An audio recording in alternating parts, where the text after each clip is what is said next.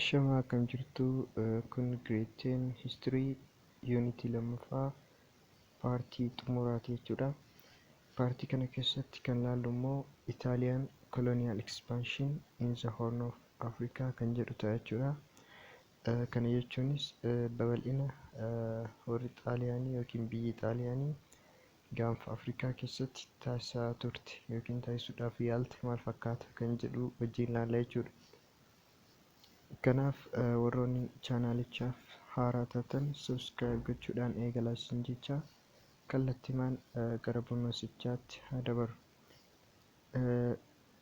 In 1869, Italian company was bought the port of Asab. Bara 1869tti private company yookiin kaampaaniin dhuunfaa Xaaliyaanii keessatti argamu buufata doonii Asab bulchitoota yeroo san naannoo kana bulchaa turanirraa bitatee ture jechuudha.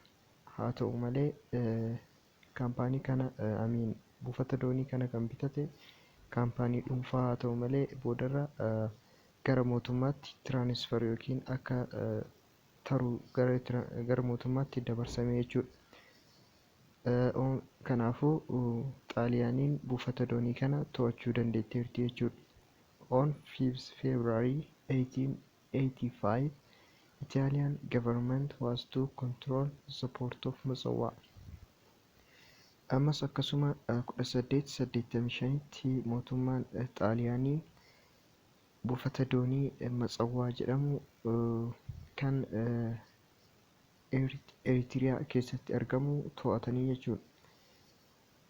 Matsawwa was served as springboard for its colonial expansion in the Horn of Africa. Buufanni doonii Matsawwaa kun warri Xaaliyaanii iddoo isaan irra qubatanii gara gaanfa Afrikaatti itti babal'achuudhaaf iddoo isaan irra qubatanidha jechuudha.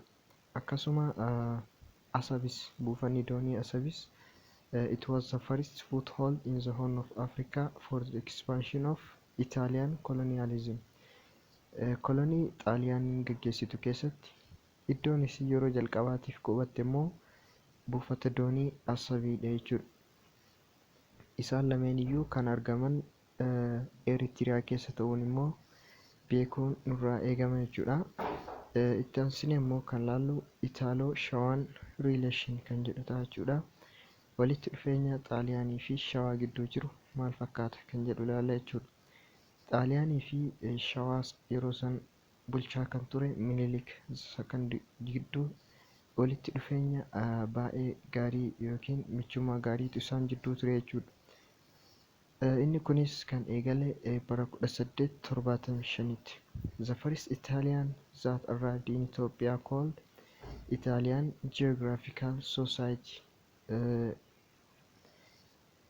Xaaliyaanonni yeroo jalqabaatiif gara Itoophiyaatti dhufan Italian Geographical Society jedhamu jechuudha. Italian Geographical Society kan jennuun kun society warra Xaaliyaan irraa dhufanidha yookiin hawaasa warra Itaaliyaan irraa dhufanidha jechuudha. Isaanis kan dhufan gara Shawaatitti bara 1875 keessa jechuudha. Kan isaan hoogganamanis nama Count Antonori jedhamuun jechuudha. Kaayyoon isaan guddaan dhufaniifis for intelligence work yookiin hojii intelligensii hojjechuudhaaf jechuudha. Yeroo sanitti Shawaa kan bulchaa ture Nugus Minilik the second hawaasa gara Shawaatti dhufan kanaaf iddoo isaan qubatan godheefii ture jechuudha. Iddoon kunis Leet Maarafiyaa jedhamee kan beekamu. Inni biraa the Treaty of Commerce and Friendship waliigaltee diinagdee fi michummaa yookiin hiriyyummaa kan jedhamu kan Xaaliyaanii fi Minilik of Shawaa gidduutti mallatteeffamedha jechuudha. Innis bara 1883tti. Akka waliigaltee kanaatti Xaaliyaanii fi Shawaa kan bulchaa ture Minilik wanti isaan irra waliigalan jalqaba irratti free trade daldala bilisaa taasisuu jechuudha. Akkasuma free propagation of religion free movement of people, consular exchange. Amantiin bilisaan akka tamsaafamu akkasuma sosochiin uummataa bilisaan akka gaggeeffamuu fi wantoota kana fakkaatan qoonsulaa wal jijjiiruu fi kan kana fakkaatan irratti waliif galanii turanii jechuudha. Kaayyoon waliigaltee kanaas jalqaba irratti to strengthen Arab-Shawaan relation, walitti dhufeenya warra Shawaatii fi Xaaliyaanii gidduu jiru cimsuudhaaf jechuudha kaayyoon waliigaltee kanaa. Inni biraa the convention of neutrality kan jedhamutu ture jechuudha. Inni kunis kan mallatteeffame Minilikii fi warra Xaaliyaanii gidduutti jechuudha. Akka waliigaltee kanaatti jalqaba irratti Itaaliin meeshaa waraanaa 5,000 Minilikiif kennuudhaaf waliif galte jechuudha. Minilik immoo to stay neutral, neutraala ta'ee taa'uudhaaf jechuudha. Jechuunis warra Xaaliyaaniis hin mormu, akkasuma yeroo sanitti Xaaliyaanii mormaa kan ture Yohaannisiinis hin gargaaru jechuudha. Yeroon kun yeroo waraanni Yohaannis Zafoorzii fi Xaaliyaanii gidduutti gaggeeffamee ture jechuudha. Xaaliyaaniin gara kaabaatiin biyya Itoophiyaa weeraruu yeroo itti eegalteedha jechuudha. Yeroo kana immoo Yohaannis akka humni isaa dadhabuuf Minilik akka Yohaannisiin hin gargaarre gochuu waan barbaadaniif Minilik niwutiraal ta'ee akka taa'uuf gaafatanii turanii jechuudha. Kanaaf immoo wanti isaan dhiyeessaniif meeshaa waraanaa isaaf kennanii jechuudha. Kaayyoon waliigaltee kanaa inni guddaan to weaken Emperor Yohaannis internally. Yohaannisiin yeroo sanitti Itoophiyaa kan bulchaa ture jechuudha. Keessoo isaatiin akka inni laafu gochuudhaaf jechuudha kaayyoon isaanii. Minilik akka isan gargaarre gochuudhaan Yohaannisiin laaffisuudhaaf jechuudha humna isaa. Inni biraa wucaalee tiriitii yookiin waliigaltee wucaalee kan jedhamu 2 May 1889 kan mallatteeffame wajjin laalla jechuudha. Wucaalee tiriitii kan mallatteeffame akkuma Yohaannis iddoo waraanaa Matammaa irratti osoo warra Mahadiist Suudaan wajjin wal loluu erga ajjeefameen booda kan mallatteeffamedha jechuudha.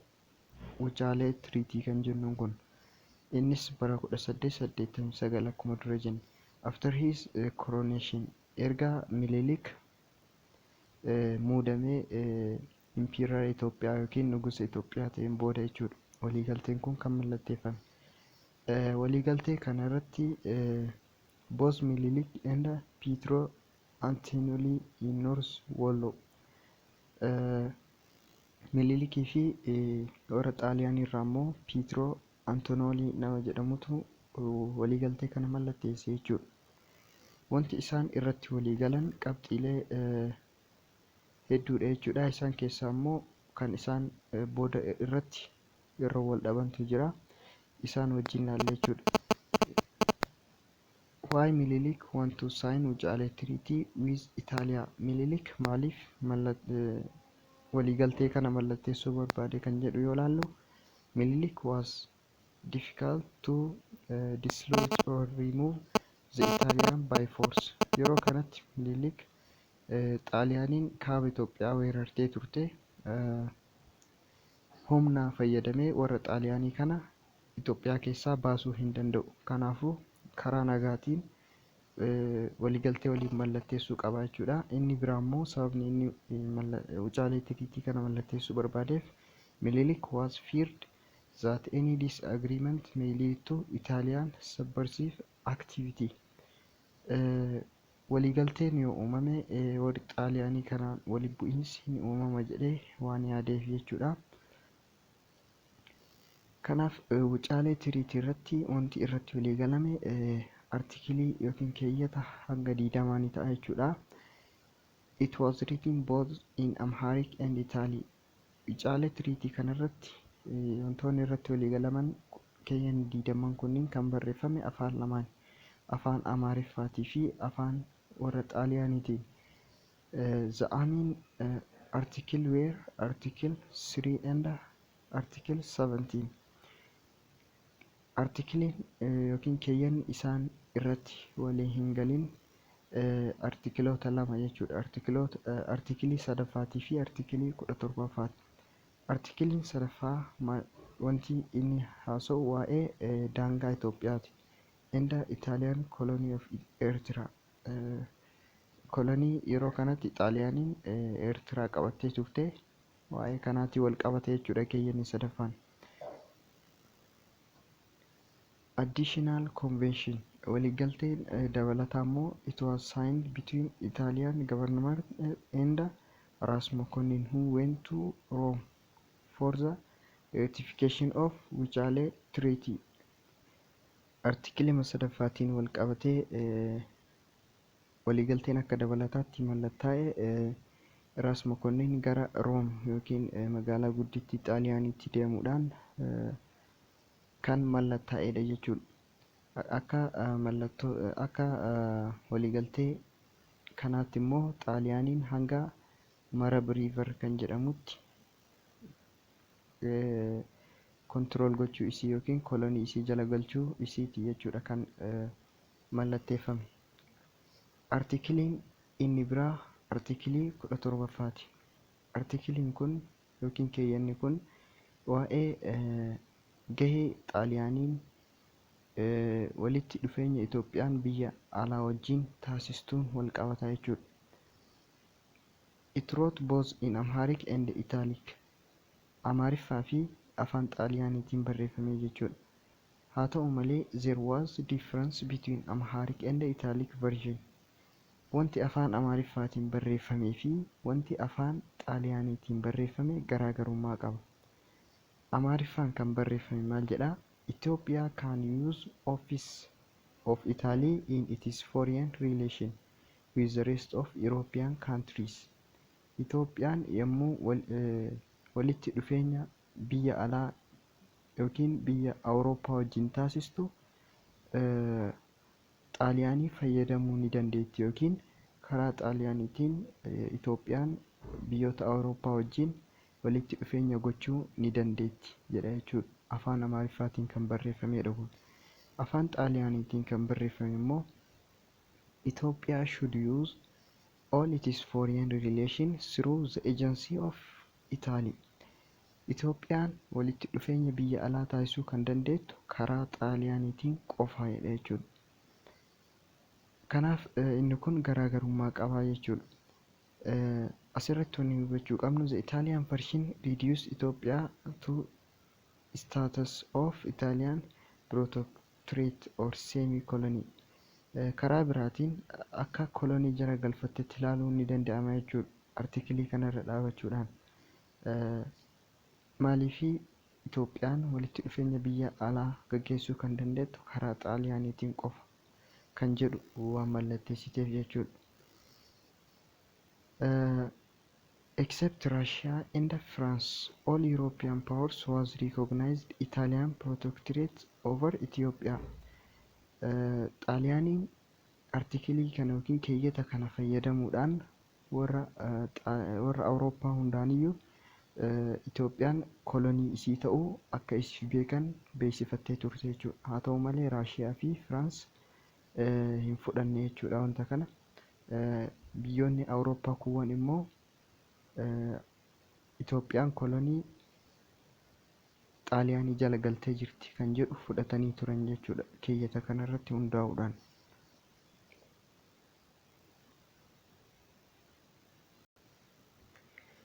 Minilik immoo wanta warri Xaaliyaanii dalage kana yommuu dhagahu wanti inni godhe jalqaba irratti King Amportoo kan jedhamu artikilii yookiin keeyyanni kun akka sirraa'u gaafatee ni ture jechuudha. Boodarra immoo Minilik waliigalteen Wucaalee kun diigamee jira kan jedhu annaawunsi godhe yookiin beeksisee jechuudha. Kanaaf Xaaliyaanii fi Itoophiyaan wal dhabuu kan dandeetti kanarratti jechuudha. Sababa Minilik waliigaltee Wucaalee kun diigamee jira waan jedheef jechuudha. Kana booda waraanni Adawaas kan mudate. Kanaaf Minilikii fi Xaaliyaaniin wal dhabanii jiran jechuudha. Warri Xaaliyaanii maal gochuu barbaadanii warra kaabaa warra Tigraay kana Minilikiin jara baasuudhaaf barbaadan jechuudha. Minilikiin humna isaa laaffisuudhaaf bulchitoota yeroo san Tigraayin bulchaa turan harkaa bituu barbaadanii jechuudha. Kanumarraa ka'uudhaan marab konvenshin kan jedhamutu ture jechuudha. Akka waliigaltee wayiiti jechuudha. Innis kan mallattaa'e bulchitoota Tigraay fi bulchitoonni Tigraayis kan hoogganaman Ras Mangashaa Yohaannis Zafoors kan jedhamuu fi akkasuma warra Xaaliyaanii gidduutti kan mallattaa'edha jechuudha. Marab konvenshin kan jedhamu kun kaayyoon inni guddaanis to weaken the power of Imperial Minilik, humna Minilik laaffisuudhaaf jechuudha.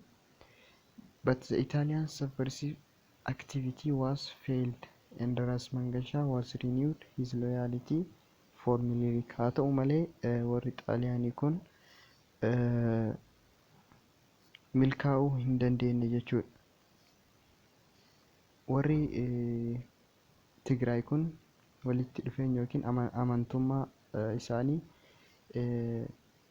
gara Minilikitti deebi'anii jechuudha. In 1894, peasant rebellion was broke out in Eritrea. 1894tti immoo qonnaan bultoonni fincila kaasanii jechuudha Eertiraa keessatti kolonii warra Xaaliyaanii keessa kan turan jechuudha. Sababni isaan fincila kaasaniifis warri adiin lafa isaanii irra dhufanii sababa qubataniif jechuudha. Fincila qonnaan bultoonni taasisaa turan kana kan hoogganaa ture nama Akaalee Guzaay jedhamudha jechuudha. Kanaaf itti aansee immoo kan laallu the battle of Adawaa yookiin waraana Adawaa irratti gaggeeffamedha jechuudha. Innis first March of 1896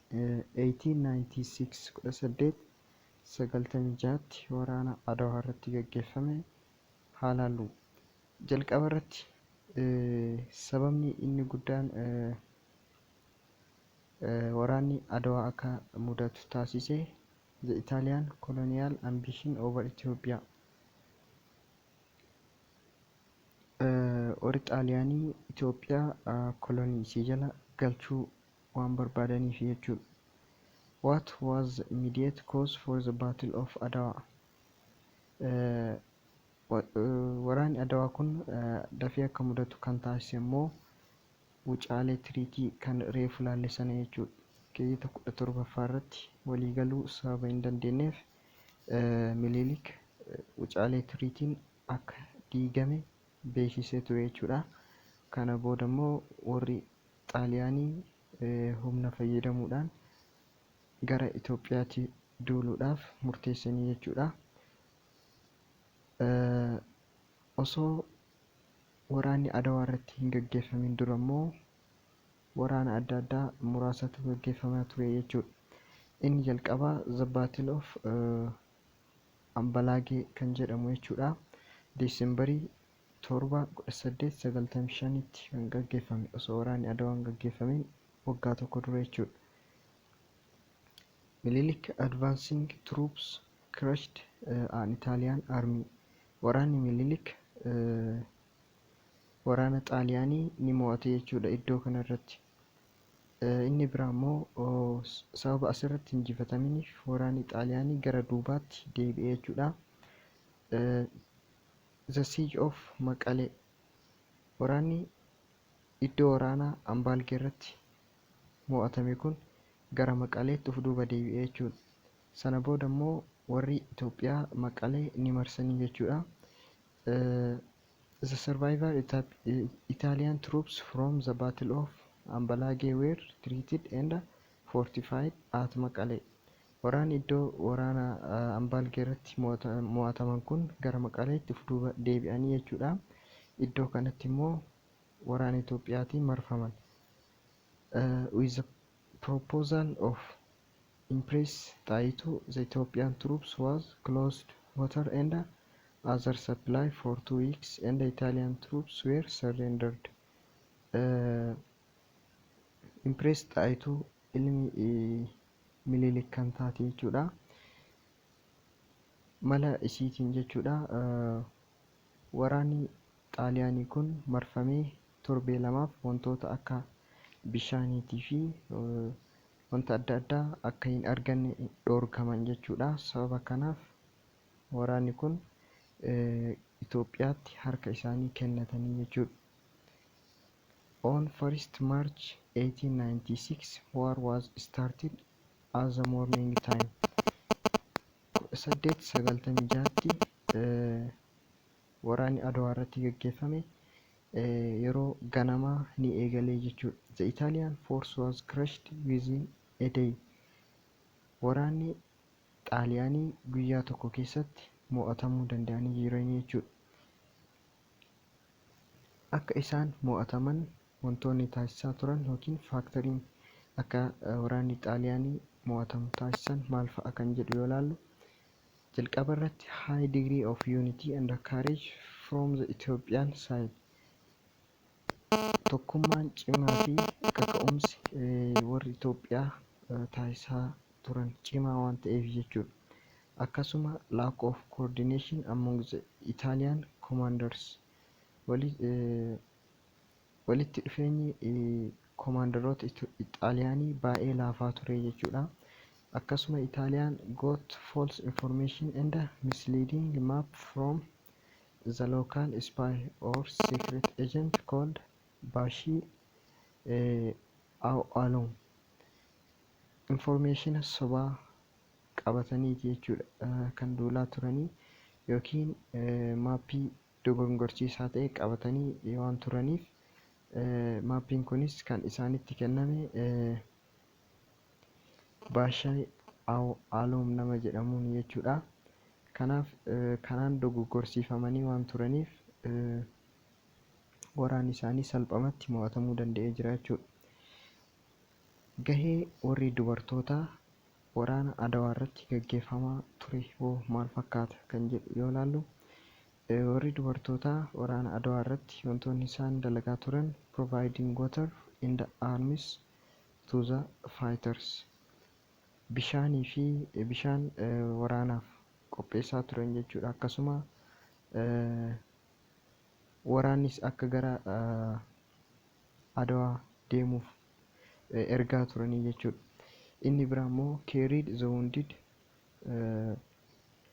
to camp. Namoota waraana irratti madaa'an gara kaampiitti geessaa turanii jechuudha. Wantoota kanneen gochuudhaan gahee isaanii waraana Adwaa irratti taphatanii jiranii jechuudha. Warri dubartoota Itoophiyaa jechuudha. Itti aansee immoo kan laallu bu'aan yookiin wanti erga waraanni Adwaa gaggeeffameen booda wantoonni ta'an maal fa'a kan jedhu ilaalla jechuudha. Consequences of the battle of Adwaa kan jedhu jechuudha. Heavy military casualties from both sides. Inni jalqabaa miidhaan waraanaa gama lamaaniin gahiyyuu baay'ee cimaa ta'uu isaati jechuudha. Waraanni 2000 prisonerii yookiin hidhamtoota ta'anii turan jechuudha. Waraanni 1500 immoo madaa'anii turan jechuudha. Waraanni 7000 iddoo waraanaa Adwaa kanarratti du'anii jiran jechuudha. From the total 20,000 Italian troops. Waraana 20,000 Xaaliyaanii keessaa waraanni 2,000 prisonerii yookiin warra harka kennatanii turan jechuudha. Waraanni 1500 immoo ni madaa'anii, waraanni 7000 immoo ni du'an jechuudha. Waraana 20,000 keessaa waraanni 7000 Itoophiyaa ni madaa'ee, akkasuma dead with no prisoner from the total of 100,000. namni harka kennate hin turre jechuudha yeroo kanatti kan mo'ate Itoophiyaa waan ta'eef. Waraanni 17,000 immoo madaa'anii akkasuma du'anii turan jechuudha. Inni biraa consequensiin waraana kanarraa argame, it guaranteed the Ethiopian independence. Itoophiyaan of dandeettee biyya of dandeettee taatee akka of bulchitu guarantee godhee jechuudha. Internal opposition against the government of Francisco Crisp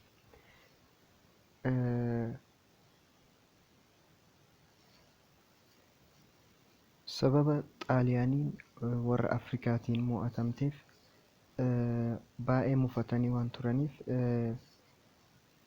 bulchaa yeroo san xaaliyaanii bulchaa ture Francisco Crisp nama jedhamu irratti oppositioniin keessoo irratti gaggeeffamaa ture jechuudha. Sababa kanaaf the government of Crisp was collapsed. Bulchiinsi isaa kun kufuu danda'ee ture jechuudha. Akkasuma jeneraal Barretrii namni jedhamu gara mana hidhaatti geeffame jechuudha.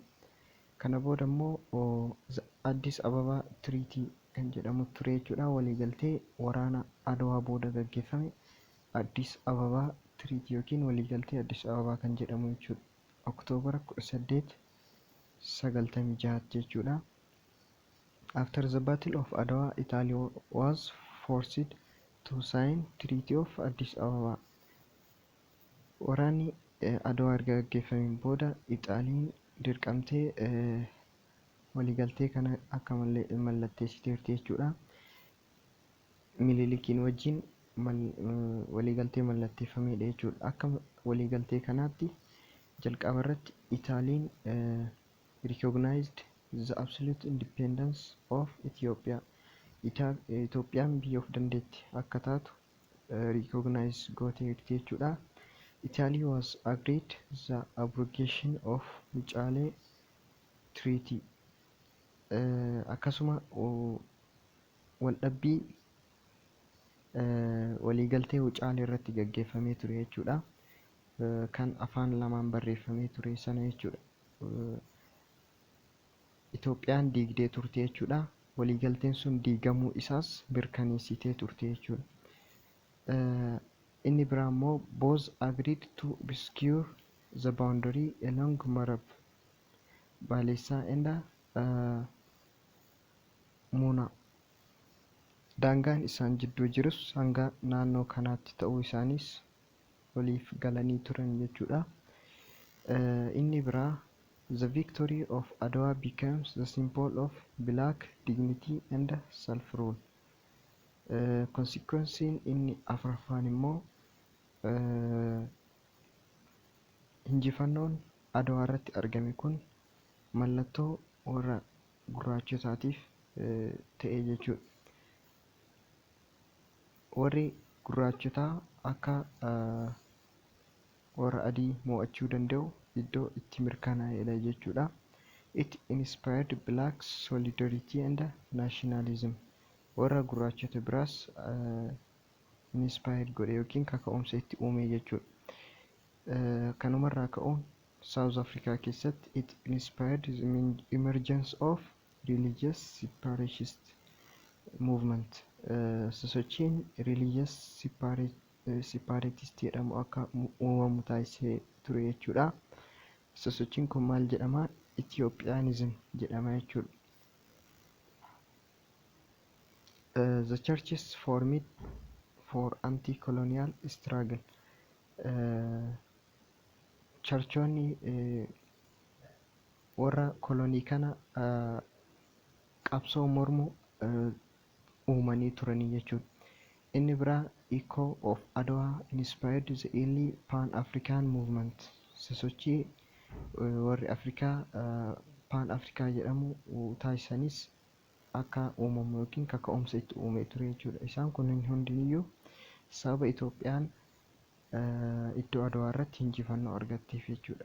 Warroonni gurraachonni biraas nus kana gochuu hin dandeenye waan jedhu kaka'umsa itti uume sosochii keessa akka galan isaan taasisee jechuudha.